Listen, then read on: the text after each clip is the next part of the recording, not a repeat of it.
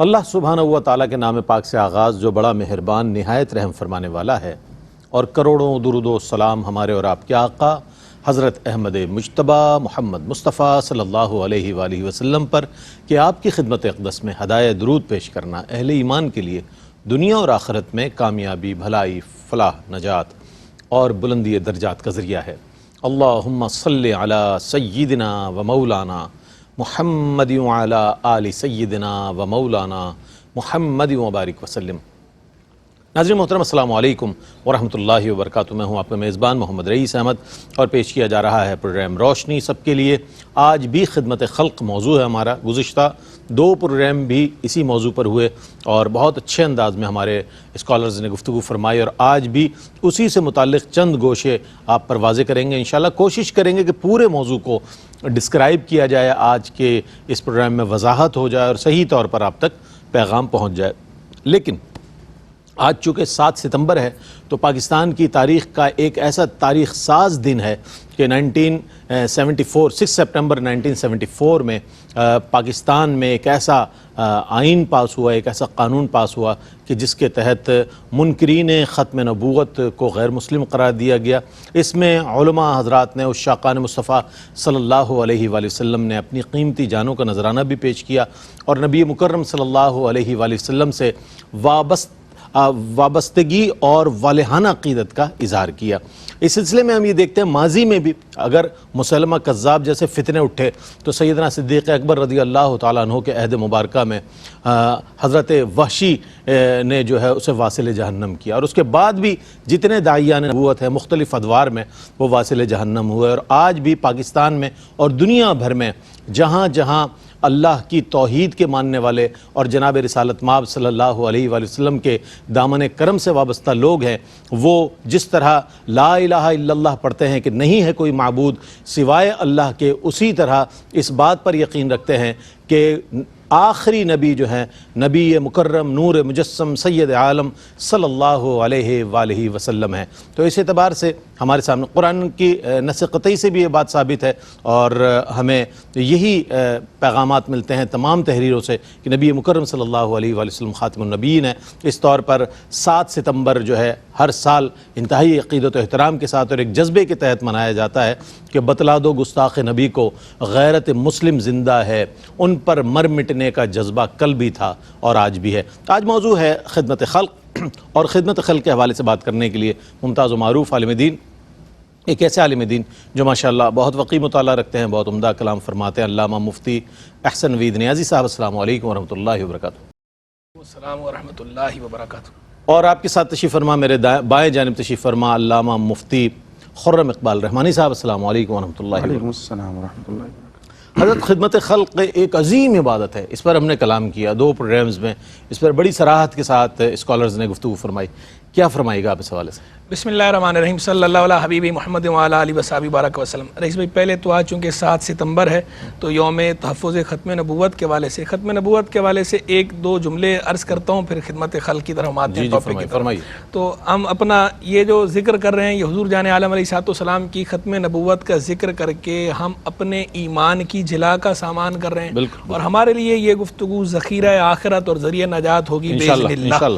اعلیٰ حضرت امام علیہ سنت امام احمد رضا خان رحمہ اللہ نے اس کو ایک ذرا اچھوتے انداز میں بیان کیا ہے ختم نبوت کو۔ ایک شعر میں وہ کہتے ہیں، نہ رکھی گل کے جوش حسن نے گلشن میں جا باقی، چٹکتا پھر کہاں غنچہ کوئی باغ رسالت۔ کیا بات ہے اعلیٰ حضرت۔ کہتے ہیں دیکھیں کہ باغ کے اندر یہ جو گل ہے، سرکار عیسیٰ السلام گل ہیں باغ رسالت میں، باغ رسالت ہے، حضور گل ہیں، اور آ کر ایسا جوش حسن ہے، پورے جوش حسن کی بنا پہ کوئی جگہ بچی نہیں جہاں ان کی تجلی نہ پڑ رہی ہو، جہاں ان کا جلوہ نہ ہو، کوئی جگہ ہے ہی نہیں کہ وہاں کوئی اور غنچہ چٹک سکے۔ کوئی جگہ خالی ہوتی تو وہاں کوئی غنچہ کھلتا، جب کوئی جگہ خالی نہیں ہے، پورا حسن ہر چیز کو گھیرے ہوئے ہے۔ نہ رکھی گل کے جوش حسن نے گلشن میں جا باقی، چٹکتا پھر کہاں غنچہ کوئی باغ رسالت کا۔ یعنی حضور جان عالم علیہ السلام نے آ کے ہر چیز کو کامل کر دیا۔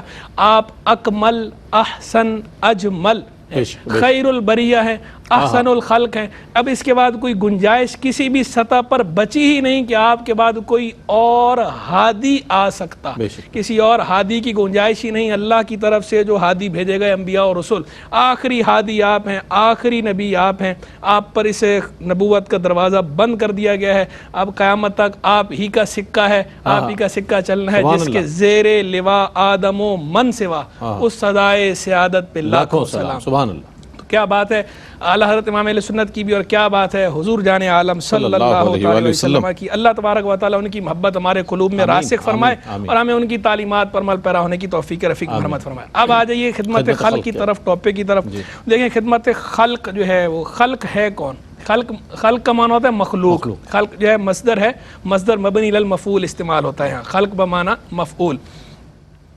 تو مخلوق کس کی ہے؟ خالق کی, اللہ کی. تو اللہ کی عبادت ہم کرتے ہیں تو اللہ کی مخلوق کی نسبت کس سے ہے؟ اللہ سے. تو جب اللہ کی مخلوق کی خدمت اس جہت سے کی جائے گی کہ یہ اللہ کی مخلوق ہے تو یقیناً یہ بھی عبادت ہی شمار ہوگا. تو خدمت خلق بھی نہ صرف عبادت بلکہ عظیم عبادت ہے, کیونکہ اس میں بھی اصل جو نظر ہے وہ خالق پر ہے, مخلوق پر نہیں ہے. نظر خالق پر ہے. بندہ مخلوق کے کام کیوں آ رہا ہے, مخلوق کی خدمت کیوں کر رہا ہے؟ اس جہت سے کر رہا ہے کہ یہ اللہ کی مخلوق ہے, ان کی خدمت کرنے سے میرا خالق, میرا مالک, میرا رب خوش ہوگا. تو یہ اللہ کی رضا کے لیے کیا جانے والا کام ہے, اور جو کام بھی آپ اللہ کی رضا سے کریں گے, چاہے وہ دنیا کے عنوان ہی سے کیوں نہ ہو, اگر اللہ کی رضا کے لیے کیا جا رہا ہے اور کسی شرعی دائرے سے تصادم نہیں ہو رہا تو وہ کام عبادت ہے. دین ہمارا کمپلیٹ کوڈ آف لائف ہے. الخلق عیال اللہ فاحب الخلق الیہ انفعہم لعیالہ. مخلوق اللہ کا کنبہ ہے تو مخلوق میں سے اللہ کو زیادہ پسند, احبہم اللہ, اللہ کو زیادہ پسند, زیادہ محبوب وہی ہے جو اللہ کے کنبے کے حق میں زیادہ نافع ہے. اور حضور جان عالم علیہ الصلوۃ والسلام نے ارشاد فرمایا, من استطاع منکم ان ینفع اخاہ فلیفعل. جو تم میں سے اپنے بھائی کو کوئی نفع پہنچا سکتا ہو تو اسے نفع پہنچائے. اب اگرچہ یہ جو فرمان ہے اس کا جو سبب ورود ہے وہ تو خاص ہے, لیکن چونکہ ہمارے ہاں قاعدہ اور ضابطہ ہے کہ العبرۃ بعموم اللفظ لا بخصوص سبب, اعتبار الفاظ کے عموم کا ہے, خاص سبب ورود کا نہیں ہوتا. تو اس کا سبب ورود جو بھی ہے وہ رقیہ کا ہے, رقیۃ الاقرب کا, لیکن چونکہ الفاظ عام ہیں تو ہر کسی کو کسی بھی سطح پر آپ جو نفع پہنچائیں گے وہ عبادت شمار ہوگا, وہ خدمت خلق شمار ہوگا. اور جتنی بشارتیں اس پر دی گئی ہیں وہ ساری کی ساری بشارتوں کا اطلاق اس پر ہوگا. اور یہ جو بات ہے خلق خدا کی خدمت کرنا, آپ یہ دیکھیں دین ہمارا جو مطالبہ کرتا ہے, اس نفع بھی یہاں بھی عام ہے. یہ نفع عام ہے, یہ نفع خاص نہیں ہے کہ کسی مخصوص چیز میں, چاہے اس کا تعلق دین کے ساتھ ہو چاہے اس کا تعلق دنیا کے ساتھ ہو. اگر وہ شرعی دائرے کے اندر ہے اور شرعی طریقہ کار کے مطابق ہے تو وہ نفع مسلمان کو پہنچائیں, اس پہنچانے کا حکم ہے. دین ہمارا صرف نظریات مکتوبہ اور معنی جامدہ کا نام نہیں ہے, دین پریکٹیکل ہے. یہ ہم سے مطالبہ کرتا ہے اپلائی کرنے کا کہ جو آپ کے نظریات ہیں, جو آپ کے تھاٹس ہیں, افکار ہیں, جو بلیوز ہیں, وہ اور آپ کے ایکشنز ان کے مابین ربط ہونا چاہیے. جب آپ خالق کو مانتے ہیں تو خالق کی مانتے ہوئے خالق کی مخلوق کے بھی کام آئیں. واہ واہ, بہت عمدہ, بہت عمدہ. یعنی کہ یہ جو حقوق العباد ہے اس میں بہت ساری ہمارے لیے ذمہ داریاں اللہ رب کریم نے رکھی ہیں, اور اس کو محسوس کرنا ازروع قرآن جو ہمارے لیے احکامات ہیں ان کو سمجھنا اور اس کے مطابق عمل کرنا ہمارے لیے لازم و ضروری ہے. اچھا, خدمت خلق میں وہ کون کون سے کام ہیں جو انجام دینا انتہائی ضروری ہے؟ میں چاہتا ہوں اس پر کچھ کلام فرمائیے گا. بسم اللہ الرحمن الرحیم والصلاة والسلام علی رسولہ الکریم, اما بعد. جس طرح قبلہ نے ارشاد فرمایا کہ اسلام چونکہ دین فطرت بھی ہے اور رسول اللہ صلی اللہ علیہ وسلم کی تعلیمات اور آپ کی سنت بھی ہمیں یہ نظر آتی ہے کہ آپ اعلان نبوت سے پہلے بھی اللہ کی مخلوق کی خدمت کیا کرتے ہیں, یعنی ان کے کام آیا کرتے تھے. اور حضور جان تو عالم صلی اللہ علیہ وسلم پہ جب پہلی وحی نازل ہوئی اس پر جو آپ کی کیفیات تھیں اس میں سیدہ خدیجہ الکبریٰ رضی اللہ تعالی عنہ نے جو تحسین آمیز کلمات، یہ تسلی آمیز کلمات پیارے آقا صلی اللہ علیہ وسلم سے ارشاد فرمائے، اس میں ہی ملتا ہے کہ یا رسول اللہ صلی اللہ علیہ وسلم آپ یتیموں کے ساتھ حسن سلوک کرنے والے ہیں، آپ دوسروں کا بوجھ اٹھانے والے ہیں، جس کو کوئی کمانے والا نہیں اس کو کما کر اس کی ذمہ داری پورے کرنے والے آپ ہیں، اور آپ حق کے معاملے میں مدد کرنے والے ہیں۔ تو یہ ساری وہ کیفیات ہمیں نظر آتی ہیں کہ جہاں کسی کو ضرورت پیش آئی تو رسول اللہ صلی اللہ علیہ وسلم نے اس کی مدد کی۔ تو یہی کیفیت ہمیں صحابہ کرام کے اندر بھی نظر آئی، اور پھر یہی کیفیت ہمیں اولیاء کاملین کے اندر نظر آئی۔ اب جہاں تک تعلق ہے کہ خدمت خلق میں کون سا کام، تو سب سے پہلی بات ہے کہ جس کی خدمت کر رہے ہیں، جو آپ جس کو فائدہ پہنچانا چاہ رہے ہیں، جو اس کی ضرورت ہے وہ والا فائدہ اس کو پہنچائیں، نہ کہ اپنی مرضی سے کوئی اس پہ مسلط کر دیں۔ میرے پاس تو یہ اویلیبل ہے، یعنی اگر کسی کو کھانے کی حاجت ہے اور آپ اسے کھانے کے بجائے کچھ اور ایسی ضرورت دے دیں جو پہلے سے اس کے پاس موجود ہے، تو اس کی خدمت تو نہ ہوئی۔ تو کوشش یہ کریں سب سے اولین کہ جو ضروری اس کی نیڈ ہے، جو اس کی ضرورت ہے، اسے پرووائڈ کر دی جائے۔ اب خاص طور پہ جو خدمت کا عمومی جو ہم دائرہ دیکھتے ہیں، جو ضروریات زندگی ہے اس میں ہمیں نظر آتا ہے، جیسے کھانا کھلانا۔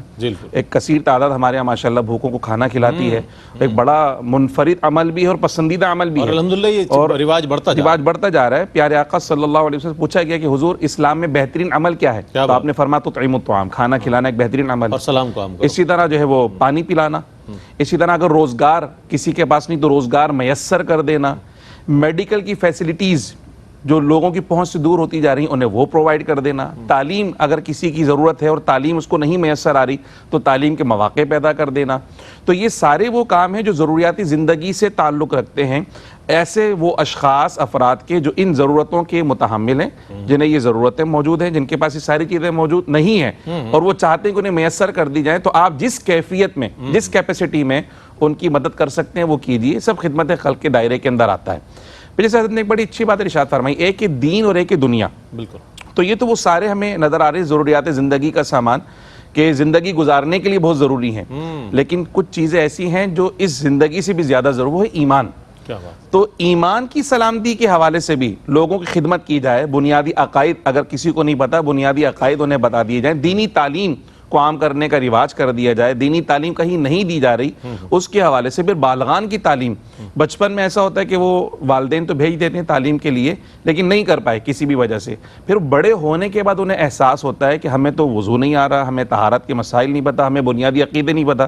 جیسے بھی ختم نبوت کے حوالے سے ہماری گفتگو ہوئی، انتہائی اہم ترین عقیدہ، لیکن منکرین ختم نبوت کے بارے میں لوگوں کو معلومات ہی نہیں ہے کہ وہ کون ہے اور کس طریقے سے وہ سازشیں کر رہے ہیں۔ تو یہ وہ ساری چیزیں ہیں جو خدمت خلق کے اندر یہ بھی شامل ہے کہ ان کی ایک ضرورت ہے کہ دین کی تعلیم اور دینی ماحول ان کو پرووائڈ کر دیا جائے، تو وہ بھی انہیں میسر کر دیا جائے، دینی لٹریچر بھی انہیں فراہم کر دیا جائے۔ تو اس سے کیا ہوگا کہ یہ جو دین اور دنیا دونوں طرح کی جو ضروریات ہیں وہ پوری ہو جائیں گی، اور حضور جانب عالم صلی اللہ علیہ وسلم نے دونوں طرح کی ضروریات اللہ کی مخلوق کی پوری کی ہیں۔ آپ نے دنیاوی نفع بھی پہنچایا اور دینی نفع بھی اللہ کی مخلوق کو پہنچایا۔ بہت عمدہ، یعنی دینوی ضروریات اور دنیاوی ضروریات، یہ تمام ضروریات کو پیش نظر رکھتے ہوئے وہ جو ضرورت مند ہے، جہاں آپ محسوس کر رہے ہیں کہ ہاں اس چیز کی ضرورت ہے، اس کو ہم پہنچانا یہ انتہائی لازم و ضروری ہے اس شخص کے لیے کہ جو یہ استطاعت رکھتا ہے۔ ایک وقفہ ہے، وقفے کے بعد لوٹیں گے، ہمارے ساتھ رہیے گا۔ جی جناب، آپ کا خیر مقدم ہے، خدمت خلق آج ہمارا موضوع ہے اور اس اعتبار سے آپ کی خدمت میں حاضر ہیں۔ بہت اچھے انداز میں دونوں ہی ہمارے مہمان نگرامی اس پر کلام فرما رہے ہیں۔ کسی کی مدد کرنے کا بہترین طریقہ، مختلف طریقے ہیں، مختلف انداز لوگ اختیار کرتے ہیں اور اس پر مطمئن ہو جاتے ہیں کہ جناب ہم نے تو مدد کر دی یا ہم نے اپنا حصہ ڈال دیا اس کام میں۔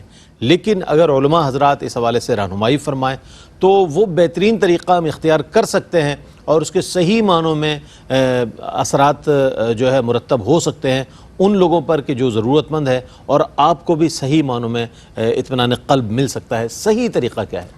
حضور جان عالم صلی اللہ تعالی علیہ وآلہ وسلم نے ارشاد فرمایا، ما کان واللہ فی اون العبد ما کان العبد فی اون اخیہ۔ جب تک بندہ اپنے بھائی کی مدد میں رہتا ہے اللہ اس کی مدد میں رہتا ہے۔ یعنی اگر کوئی اللہ سے مدد حاصل کرنا چاہتا ہے، اللہ کے بندوں کی مدد کرنا شروع کر دے، نصرت الہی اسے حاصل ہوگی، اللہ کی تائید، اللہ کی عون، اللہ کی تقویت اسے حاصل ہونا شروع ہو جائے گی۔ اسی بات سرکار صاحب تو سامنے فرمائی، من ساترہ مسلمن ساترہ اللہ یوم القیامہ، جو کسی مسلمان کی پردہ پوشی کرے، اس کا تن ڈھانکے، اللہ بروز قیامت اس کی پردہ پوشی فرمائے گا۔ سبحان اب یہاں بھی جو ہے وہ پردہ پوشی عام ہے، مانوی طور پہ بھی اس کا اطلاق ہوتا ہے اور فزیکل بھی ہے، یعنی حصی ہو یا مانوی ہو پردہ پوشی۔ حصی پردہ پوشی تو یہ ہے کہ آپ نے کسی کو لباس فراہم کر دیا، بے لباس کو تن ڈھانکنے کا لباس دیا، یہ پردہ پوشی ہے۔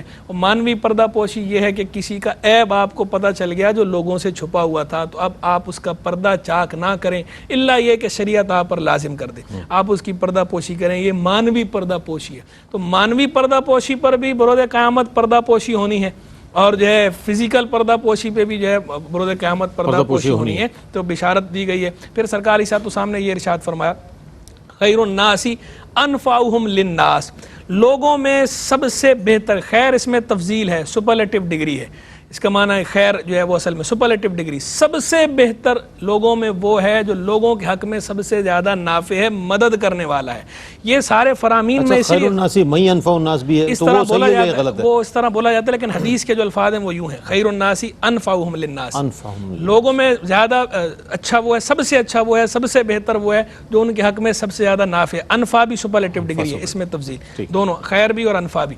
اب یہ سارے فرامین میں اس لیے بیان کر رہا ہوں کہ دیکھیں حضور جان عالم علیہ الصلوۃ والسلام نے ان سب کے اندر نفع کی بات کی، مخلوق کو نفع پہنچانے کی، مخلوق کو مدد کرنے کی، اور الگ الگ انداز پہ فرمائی ہے، اور اس کے اندر عموم رکھا گیا ہے، اس میں عموم ہے، کوئی قید نہیں ہے، اسپیسیفائی نہیں کیا گیا کہ فلاں چیز میں مدد کرنی ہے فلاں میں نہیں کرنی، یعنی کسی بھی سطح پر آپ نے ان کی مدد کرنی ہے، چاہے دین سے متعلق ہو، چاہے دنیا سے متعلق ہو، پھر دنیا کے اندر بھی چاہے ان کی بنیادی ضروریات زندگی ہوں یا بنیادی ضروریات زندگی سے اوپر درجے کی چیزیں ہوں، جہاں آپ کسی کو مدد پہنچا سکتے ہیں وہ مدد آپ اگلے کو ضرور پہنچائیں۔ اگر اللہ کی رضا کے لیے پہنچائیں گے، آخرت کا اجر تو آپ کو ملے گا ہی ملے گا، اس کا بینیفٹ آپ کو دنیا میں بھی ظاہر ہوگا کہ جب آپ دنیا میں اللہ کے لیے خرچ کرتے ہیں تو اللہ برکت دیتا ہے، وہ صدقہ ہے نا، کلو معروف صدقہ، ہر نیکی صدقہ ہے۔ تو صدقات کی جتنی بشارتیں ہیں کہ صدقہ بلاؤں کو ٹالتا ہے، صدقے کی وجہ سے عمر میں برکت ہوتی ہے، صدقے کی وجہ سے رزق میں برکت ہوتی ہے، وہ ساری بشارتیں ان کا اطلاق جو ہے آپ کے اس عمل پر ہونا ہے۔ تو آپ ان کی مدد مخلوق خدا کی کریں، ضرور کریں، ضرور کریں، اپنی کیپیسٹی کے مطابق کریں، جہاں خود کر سکتے ہیں خود کریں، جہاں کسی کو متوجہ کر سکتے ہیں وہاں متوجہ کر کے کریں۔ پھر آ جائیں مدد کے طریقے کی طرف کہ مدد کا طریقہ کیا ہو۔ تو پہلے تو یہ سمجھ لیں کہ مدد جو ہے، اگر آپ کسی کو کچھ کھلا رہے ہیں، کچھ پلا رہے ہیں، لباس دے رہے ہیں، یا بنیادی ضروریات زندگی ان کو فراہم کر رہے ہیں، یا تعلیم کے مواقع دے رہے ہیں، یا روزگار کے مواقع دے رہے ہیں، یہ تو ہیں ہی صحیح، لیکن اگر بالفرض آپ ان میں سے کچھ نہیں بھی کر سکتے تو کسی کے ساتھ خندہ پیشانی سے پیش آنا، وجہ تلق جو ملنا ہے نا، کسی کے ساتھ خندہ پیشانی سے کھل کے ملنا، مسکرا کے دیکھنا، اس کو بھی نیکی قرار دیا گیا ہے، اس کو بھی حسن اخلاق قرار دیا گیا، یہ بھی مدد ہی ہے۔ کسی کو اچھی بات بتانا، کسی کو اچھا مشورہ دینا، یہ بھی مدد ہی ہے۔ تو اس پر بھی جو مخلوق کو نفع پہنچانے کی بشارتیں ہیں ان کا اطلاق ہوتا ہے، وہ بھی یہاں اپلائی ہوتی ہیں۔ تو آپ اگر اور کچھ نہیں کر سکتے تو یہی کر لیں، مخلوق کے حق میں دعا کرنا، دعا تو ہر ایک کے بس میں نا، کوئی بھی کر سکتا ہے، ان کے حق میں جو دعا کرنا ہے یہ دعا بھی مدد کا بہترین طریقہ ہے۔ اب طریقہ کار کی طرف آ جائے، تو طریقوں کی بات ہو رہی تھی نا، طریقہ کار، مدد کا طریقہ کار ایسا ہونا چاہیے کہ جس کی مدد کی جا رہی ہے آپ اس کی جو خودی ہے اس کو آپ ٹھیس نہ پہنچائیں، جو اگلے ہر ایک کے ساتھ ہے نا، یہ ہر ایک کے اندر جو ہے ایک عزت نفس کا معاملہ ہے، تو آپ کسی کی عزت نفس کے ساتھ نہ کھیلیں، مدد کریں لیکن طریقہ کار آپ کا ایسا نہ ہو کہ جس سے اگلے کی عزت نفس ڈیمیج ہو، جس میں اگلے کو آپ یہ احساس دلا رہے ہو کہ بھئی تم حقیر ہو، تم محتاج ہو، اور میں دیکھو میں بڑا دیالو ہوں اور میں تم پہ احسان کر رہا ہوں۔ ایسے نہیں، مخلوق کی خدمت اگر آپ نے اس طرح کرنی ہے تو گویا یہ ایسے ہے جیسے دودھ کسی کو دے رہے ہیں اور اس میں آپ نے مینگنی ڈال دی، یہ آپ اپنی نیکی خراب نہ کریں۔ آپ مخلوق کی خدمت کریں تو خدمت اس طرح کریں کہ اگلے کو یہ تاثر دیں، یہ احساس دلائیں کہ ہم خادم ہیں، تم مخدوم ہو، اللہ نے ہمیں موقع فراہم کیا ہے تمہارے کام آنے کا، تمہاری خدمت کا۔ اسی لیے جو لفظ ہے نا خدمت خلق، تو لفظ پہ غور کریں، تاکہ خدمت خلق ہی ہو، خدمت خلق کو خدمت ہی ہو، اور خادم بن کر کریں، خادم سمجھ کر کریں، نہ کہ یہ کہ آپ ان کی عزت نفس کے ساتھ کھیلنا شروع کر دیں۔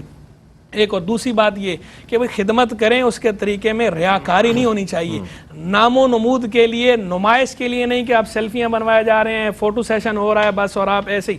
ہاں کبھی ضروری ہو جاتا ہے، مثال کے طور پر کسی نے آپ کو ڈونیٹ کیا ہے اور آپ نے ان کو ثبوت فراہم کرنا ہے کہ بھئی میں نے آپ کی جو چیزیں تھیں وہ ساری پہنچا دی ہیں، اس کے لیے آپ نے کوئی طریقے کے ساتھ کوئی ایسا گروپ فوٹو بنا اس کو بھیجنے کے لیے کہ تاکہ اسے تسلی ہو جائے کہ بھئی جو امداد میں نے فراہم کی ہے وہ مستحقین تک پہنچ گئی ہے. اس مقصد کے لیے کوئی کرتا ہے تو وہ ٹھیک ہے اپنی جگہ پر، اسے ہم کنڈیم نہیں کرتے، لیکن اس کا بھی ایک طریقہ کار ہے، اس کا بھی ایک پروسیجر ہے، ان چیزوں کو ملحوظ رکھا جائے، نام و نمود نہ ہو، ریاکاری نہ ہو، نیکی برباد گناہ لازم یہ نہ ہو، اور اگلے کی عزت نفس کے ساتھ بھی آپ نہ کھیلیں. اور تیسری بات اس کے اندر یہ بھی ہے کہ مدد جو ہے ایک ہے خفیہ مدد اور ایک ہے علانیہ مدد. تو خفیہ مدد بھی کیا کریں کہ خفیہ مدد تو بہت کام آتی ہے، وہ نیکی کہ جس میں اللہ ہی جانتا ہو، اللہ کے سوا کسی کو نہیں پتا، وہ نیکی آپ کو بڑے کام آنی ہے آخرت میں، اور یہاں بھی اس نیکی کے بڑے ثمرات ظاہر ہونے. تو ایسی نیکیاں ضرور کیا کریں. امام زین العابدین رحمہ اللہ اہل بیت اطہار سبحان اللہ ہم ان کے غلام ہیں، ان کی تعلیمات کو فالو کریں. امام زین العابدین رحمہ اللہ بعض خاندانوں کو باقاعدہ راشن رات کو فراہم کرتے تھے، اپنے بوریاں یہاں رکھ کے مبارک کندھوں پہ اٹھا کے رکھ کے لے جاتے تھے اور ان کے گھر کے باہر چھوڑ کے آ جاتے تھے اندھیرے میں، کسی کو پتہ نہیں چلتا تھا کہ دینے والا کون ہے بندہ. جب آپ کا وصال ہوا، وصال کے بعد جب آپ کی مبارک کمر پر اور کندھوں پر لوگوں نے نشان دیکھے اور اس کے بعد ان کو راشن ملنا بند ہوا تو پتہ چلا کہ ان کی مدد آپ کیا کرتے تھے. یعنی چھپ کے مدد کرنا، خفیہ مدد کرنا، کسی کو پتہ نہ چلے، آپ کا رب صرف گواہ ہو آپ کی نیکی کا، اس مدد کی بات ہی الگ ہے، اس کی الگ ہی کیفیات، برکات، روحانیت، نورانیت ہے، الگ ہی توجہ ہے، وہ کریں. اور علانیہ مدد بھی کریں. علانیہ مدد اس لیے کریں کہ جہاں لوگوں کو ترغیب دلانی ہو، خربوزے کو دیکھ کے خربوزہ رنگ پکڑتا ہے، جہاں لوگوں کو ترغیب دلانی ہو کہ بھائی آپ بھی مدد کریں، وہ بھی کر رہا ہے، وہ بھی کر رہا ہے، وہ بھی کر رہا ہے، یہ ایک موٹیو ہوتا ہے نا، یہ بھی ایک محرک ہے بہترین لوگوں کے لیے کہ ایک بندہ کوئی کام کرتا ہے دوسرا دیکھ ہاں یار ہم بھی کرتے ہیں. تو یہ محرک بھی اچھا محرک ہے. اگر اس حسن نیت سے آپ علانیہ کرتے ہیں تو علانیہ بھی کریں، اچھی بات ہے، لیکن علانیہ کے ساتھ خفیہ مدد کا بھی اہتمام ضرور کریں. بہت اچھی بات ہے. اچھا یہ تو بہت ہی قابل ستائش کام ہے کہ اگر کوئی خدمت خلق کرتا ہے، بہت قابل تعریف کام ہے اور اس کی جتنی ستائش کی جائے کم ہے، اس میں کوئی شک نہیں، چاہے وہ کسی بھی عمر کا شخص ہو، خاتون ہو، مرد ہو، جو بھی کر رہے ہیں ہمارے لیے سب وہ قابل احترام ہے. لیکن اس میں ایک چیز اور بھی دیکھی گئی کہ اس کام کے بڑے آئیکونس کو اگر ہم دیکھیں تو ان میں یہ رویے ہم نے دیکھے ہیں اور بتایا جاتا ہے کہ وہ خدمت خلق کو ضرور کرتے ہیں لیکن جو فرائض و واجبات ہے اس کی طرف ان کی وہ توجہ نہیں ہوتی اور اس کی ادائی کی طرف ان کی وہ توجہ نہیں ہوتی. یہ سوچ اور فکر کہ بھئی ہم تو خدمت خلق کر رہے ہیں، مخلوق خدا کی خدمت پہ ہمارا وقت مصروف ہے، ہماری نمازیں بھی یہی ہیں، ہمارے روزے بھی یہی ہیں، ہمارا جہاد بھی یہی ہے اور ہماری تمام عبادت تھی. یہ جو سوچ اور فکر ہے اس کے حوالے سے علماء حضرات کیا فرماتے ہیں کہ ان کے لیے کتنا ضروری ہے ان فرائض و واجبات کو ادا کرنا؟ کیا فرمائیے گا؟ رئیس بھائی یہ جو سوچ اور جو فکر ہے یہ قابل مذمت ہے، اور جس طرح خدمت خلق قابل ستائش ہے تو اس سوچ کے ساتھ خدمت خلق یہ کبھی قابل ستائش نہیں ہو سکتی، قابل مذمت ہے. پہلی بات تو یہ ہے کہ مسلمان جو ہے وہ اپنی مرضی کا تابع نہیں ہے، وہ رب کی مرضی کا تابع ہے. اور اللہ عز و جل نے جہاں اعمال صالحہ کی حکم ارشاد فرمایا، پہلے آمنو کی بات ہوئی، آمنو وعاملوا الصالحات، ایمان پھر اعمال صالحہ. تو اللہ کے حقوق کی ادائیگی بندوں کے حقوق کی ادائیگی پر مقدم ہے.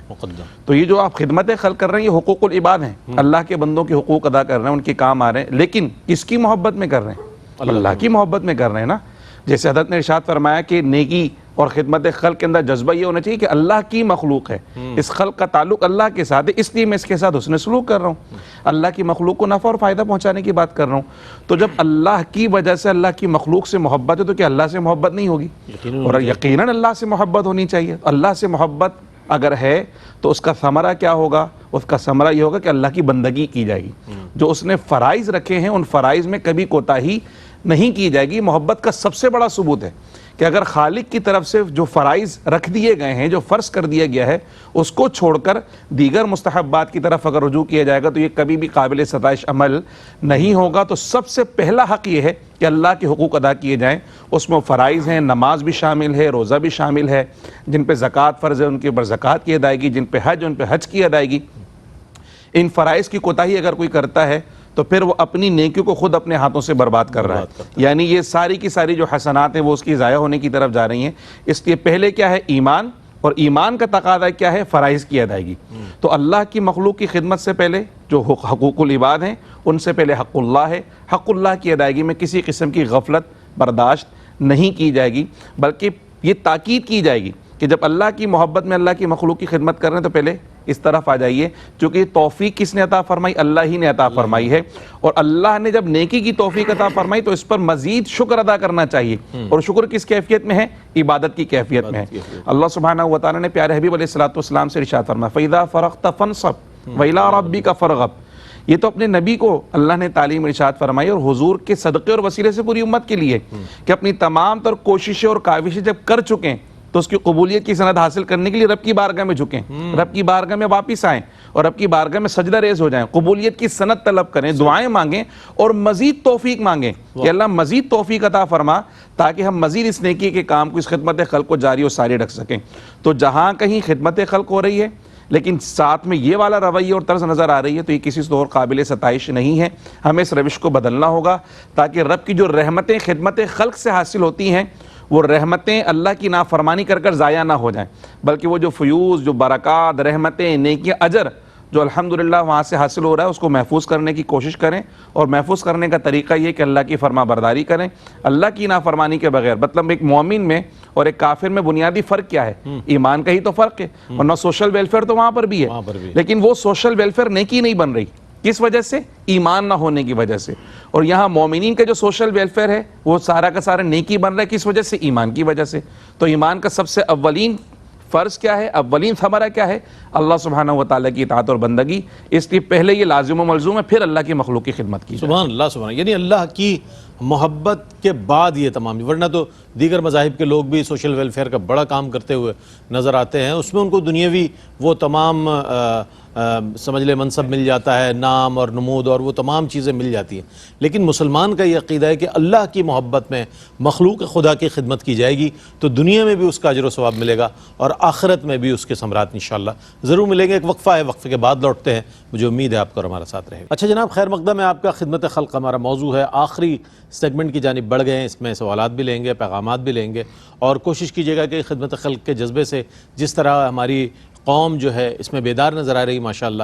یہ جو موجودہ فلڈ ہے سندھ میں، بلوچستان میں اور KPK میں، گلگت بلتستان میں، یہ جو موجودہ صورتحال اس کے حوالے سے ہر شخص میں ایک جذبہ ہمدردی نظر آ رہا ہے اور خیر خواہی کا جذبہ نظر آ رہا ہے. یہ بڑی پازیٹیو سائن ہے، بہت اچھی بات ہے.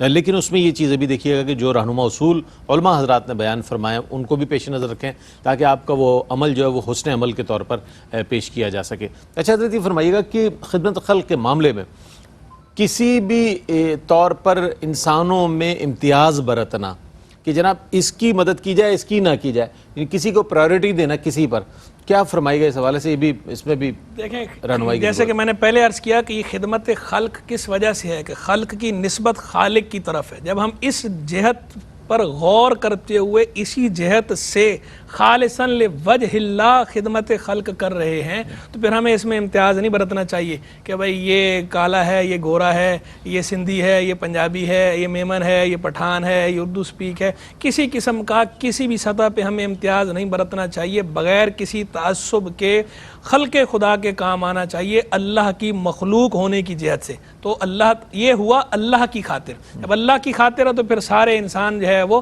برابر ہیں. انسانوں میں فرق اگر کوئی اسلام نے رکھا ہے تو وہ علم دین اور تقوی کی وجہ سے رکھا ہے. تو عموماً ایسے مواقع پر اس طرح کا امتیاز کوئی کر بھی نہیں رہا ہوتا.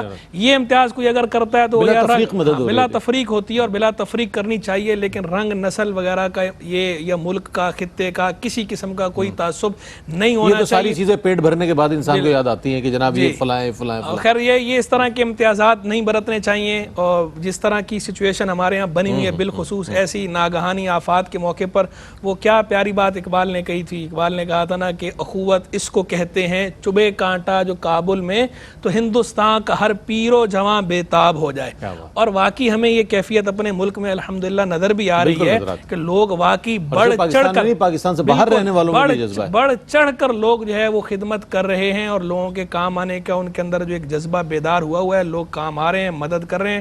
جو بھی کر رہے ہیں اللہ تعالیٰ ان سب کو برکت دے، ان سب کو اللہ استقامت دے، ان کا اللہ تبارک و تعالیٰ قبول فرمائے اور جو کوئی کمیاں کوتاہیاں اللہ تبارک و تعالیٰ اسے دور فرمائے. اور وہ اقبال نے دوسری جگہ بھی کہا تھا نا, یہی ہے مقصود فطرت, یہی ہے رمز مسلمانی, اخوت کی جہانگیری محبت کی فراوانی. تو اخوت کی جہانگیری اور محبت کی فراوانی جو ہے یہ مقصود فطرت بھی ہے اور یہ رمز مسلمانی بھی ہے. آپ جب مسلمان ہیں تو آپ کے افعال, آپ کے اعمال سے ظاہر ہونا چاہیے کہ آپ مسلمان ہیں. بندہ مومن کی جو شان ہے, مسلمان کا ویژن بہت بڑا ہوتا ہے, ویژن بہت بڑا ہوتا ہے. اور جیسا کہ میں نے ابھی جو احادیث کریمہ جتنی بھی پیش کی تھیں, آپ دیکھیں کسی بھی حدیث میں کوئی قید نہیں تھی, مطلق فرمایا گیا تھا بغیر کسی قید کے. اخا اخا اخی اخا اخو, یہ جو جتنا بھی ذکر ہوا, جو من استطاع منکم ان ینفع اخاہ فلیفعل, مطلق بھائی کی بات ہوئی, بھائی کی بات کہ جو بھی آپ کا دینی بھائی ہے اس میں کوئی آپ نے کسی قسم کا امتیاز نہیں برتنا. خیر الناس انفعهم للناس ہے, مطلق ناس کی بات آئی, وہاں کوئی آپ کو کسی قسم کا امتیاز نہیں برتا گیا. تو جب حدیث میں مطلق فرمایا گیا ہے تو آپ بھی مطلق کریں. المطلق یجری علی اطلاق, مطلق اپنے اطلاق پر جاری ہوتا ہے. خلق خدا کی خدمت اس حیثیت سے کریں کہ یہ اللہ کی خلق ہے, اللہ کی مخلوق ہے, تو اس کا اجر آپ کو کچھ اور ہی الگ ہی انداز. وہ کیا اقبال نے کہا, جس کا عمل ہے بے غرض اس کی جزا کچھ اور ہے. حور و خیام سے گزر بادہ و جام سے گزر, سوداگری نہیں یہ عبادت خدا کی ہے, بے خبر جزا کی تمنا بھی چھوڑ دے. یہ بھی اقبال ہی کا ہے. تو اللہ کی مخلوق کی خدمت کریں بغیر کسی امتیاز کے کریں, کسی قسم کا کوئی امتیاز نہ برتیں, اور خالص لوجہ اللہ. لوجہ اللہ کا مطلب ہوتا ہے اللہ کی ذات کے لیے. وجہ کا معنی ویسے وجہ جو ہے وہ عربی میں چہرے کو کہتے ہیں اور ذات کو بھی وجہ کہتے ہیں. جب اللہ کے لیے ہم لفظ وجہ استعمال کرتے ہیں تو ہم ذات کے معنی میں کر رہے ہوتے ہیں. خالصاً لوجہ اللہ ای خالصاً لذات اللہ, اللہ کی ذات کے لیے خالص, خلوص کے ساتھ. آپ کا اپنے خالق کے ساتھ خلوص ہونا چاہیے, اور خالق کے ساتھ خلوص کا تقاضا یہ ہے کہ خالق کی مخلوق کے آپ کام آئیں, ہر سطح پر کام آئیں, جس سطح پر جس انداز میں آپ کام آ سکتے ہیں کام آئیں. اور کہیں ایسا ہوتا ہے کہ آپ براہ راست کوئی کام نہیں کر سکتے, لیکن آپ کے تعلقات اس نوعیت کے ہیں کہ آپ کسی کی توجہ دلا دیں تو کام آ جائے گا. مثلا کہیں جو ہے وہ علاج کی ضرورت درپیش ہے اور آپ خود وہاں نہیں جا سکتے یا کچھ نہیں کر سکتے, لیکن کچھ ایسے لوگوں سے آپ کی واقفیت ہے کہ اگر آپ انہیں تھوڑا سا بھی ان کی ذہن سازی کریں گے, تھوڑا سا انہیں آپ کنوے کریں گے, تو وہ آپ کی تھوڑی سے موٹیویٹ کرنے پر وہ چلے جائیں گے اور وہ مدد کر دیں گے. تو یہ بھی بہترین صدقہ بھی ہے, بہترین خدمت خلق بھی ہے. اور جب آپ خود نہیں جا رہے تو آپ اسی طرح کر لیں, آپ کسی کو ترغیب دلا کے اس کے ذریعے مدد کرا دیں. اسی طرح پیسوں کے معاملے میں کہ دیکھیں بعض جگہوں پر ایسا ہوتا ہے کہ پیسہ دینا جو ہے وہ ضروری ہو جاتا ہے. وہ ضروری اس لیے ہو جاتا ہے کہ ہمیں اندازہ نہیں کہ اس کو کس چیز کی ضرورت ہے. بالکل, اب اسے پتہ ہے کس چیز کی ضرورت, شاید اس کا اظہار بھی نہیں کر سکتا, سفید پوش ہے. اور اس وقت جو ہے وہ, اور واقعی پیسوں سے تو تقریباً جو بھی ضروریات ہیں پیسوں سے ہی آتی ہیں. تو ایسے موقع پر اسے جو ہے وہ انویلپ میں رکھ کے عزت کے ساتھ احترام کے ساتھ آپ کچھ رقم جو آپ دے سکتے ہیں یا کسی سے دلا سکتے ہیں, وہ رقم آپ اس کو طریقے سے آپ اس کی جیب میں ڈال دیں. عام حالات میں بھی دیکھیں ہم لوگوں کو یہ کہتے ہیں کہ بعض اوقات دیکھیں یہ بات آگئی سوشل ایشو ہے, جیسے ہمارے ائمہ مساجد ہوتے ہیں, خطبہ ہوتے ہیں, اب لوگ اکثر کیا کرتے ہیں ان کو تحفہ دیں گے نا, جب جا نماز ان کو تحفے میں دے رہے ہیں, ان کو جو ہے وہ عطر تحفے میں دے رہے ہیں. اب جو آپ کے امام مسجد ہیں یا جو آپ کے جن کو جا کر آپ جا نماز دے رہے ہیں, ان کو جا نماز کی کیا ضرورت ہے؟ ان کے تو پہلے اتنے مسلح ہیں, تسبیحات پہلے ہی بہت ان کے. اگر آپ نے واقعی ان کی کچھ خدمت کرنی ہے تو آپ طریقے سے جو خدمت کا طریقہ ہے اس طرح پیغام چلا گیا, جو ضروریات ہیں ان کی وہ ان کی پوری کر دیں. وہ اپنے منہ سے تھوڑی آپ کو یہ کہیں گے. تو آپ کہیں اسی طرح, یہ تو بطور مثال ایک بات کی ہے, سیمپل ہے. کسی بھی جگہ پر کسی بھی سطح پر آپ نے مدد کرنی ہے تو بہترین طریقہ تو یہ ہوتا ہے کہ آپ جو ہے انویلپ میں ڈال کے اگلے کی جیب میں کچھ رقم دے دیں کہ وہ اپنے حساب سے جو بھی اس کو جس چیز کی ضرورت ہے وہ چیز لے لے, اس کی مدد ہو جائے. تو یہ آپ کے لیے دونوں جہاں میں برکت کا اور رحمت کا سبب بننا ہے. اللہ تبارک و تعالی ہم سب کو اخلاص عطا فرمائے اور خدمت خلق کی شرعی دائرے کے مطابق, شرعی تقاضوں کے مطابق کما حقہ انداز اپنانے کی, اختیار کرنے کی توفیق دے. ہمیں سب کے کام آنے کی توفیق دے. اللہ ہمیں نافع بنائے, ملک و ملت کے حق میں نافع بنائے, دین کے حق میں نافع بنائے, خلق خدا کے حق میں نافع بنائے. ناظرین محترم, یہ جو بات مفتی صاحب نے ارشاد فرمائی بڑی ویلڈ بات ہے, اور وہ یہ کہ ہم یہ دیکھ رہے ہیں اور جو ہم نے پڑھا ہے, جو جتنے سروے ہیں اس میں, کہ جس چیز کی ضرورت ہے وہ تو نہیں پہنچ رہی, بلکہ بہت ساری ایسی چیزیں ہیں جو ان کے لیے اس وقت ضرورت نہیں. یعنی کہ اگر وہاں کوئی چیز ہے بھی تو وہ اپنی قیمت سے بہت زیادہ قیمت میں فروخت کی جا رہی ہے. ظاہر ہے ان کے لیے بھی مسائل لانے والوں کے لیے، تو ایسی صورت میں ان تک پیسہ پہنچا دینا تاکہ وہ حسب ضرورت جو چیز ہے وہ پرچیز کر لیں اور اپنی ضرورت کو پورا کر سکے. پیغام کیا دیجیے گا حضرت؟ One liner. ون لائن دو باتیں میں کرنا چاہوں گا. ایک تو جیسے مفتی صاحب نے ارشاد فرمایا نا، تو ایک بڑا اہم یہ بھی سوشل ایشو ہے کہ کسی کی عیادت کے لیے جاتے ہیں عموماً، تو ہمارے وہاں ایک رواج ہے کہ اس کے لیے کوئی پھل لے گئے، کوئی اور جوس وغیرہ اس طرح کی چیزیں لے جاتے ہیں. عموماً ایسا ہوتا ہے کہ وہ اتنے سارے لوگ تیمارداری کے لیے آتے ہیں کہ ایک اچھا خاصا فروٹ اور اچھے خاصے جوسز وغیرہ کا گھر میں جو ہے نا وہ اضافہ ہو جاتا ہے. حالانکہ مریض نہ وہ جوس پی سکتا ہے نہ وہ فروٹ کھا سکتا ہے. دونوں جو ہوتے ہیں وہی لوگ کھاتے ہیں. فیملی بھی اتنا نہیں کھا پاتی.